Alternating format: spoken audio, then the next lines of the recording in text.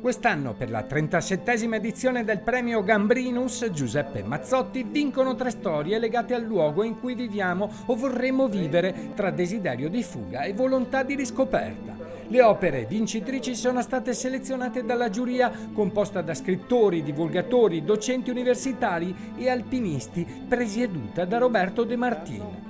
Con una storia di montagna e montanari ambientata in una valle remota delle Alpi svizzere, vince nella sezione montagna, cultura e civiltà Fabio Andina con La pozza del felice, un romanzo dalla prosa rapida e incalzante che inchioda il lettore al ritmo delle stagioni. Per la sezione esplorazione viaggi vince Enrica Job con Un anno in barca stop. Grazie a un viaggio di 17.000 miglia attraverso gli oceani, lontano da un diario di bordo, questo libro è un concentrato di aneddoti e consigli, ironico e leggero. Nella sezione Finestre sulle Venezie vince il giornalista Francesco Erbani con Non è triste Venezia, pietre, acque, persone, reportage narrativo da una città che deve ricominciare. Il premio honoris causa invece è stato assegnato a Nives Meroy, la signora degli 8.000 metri.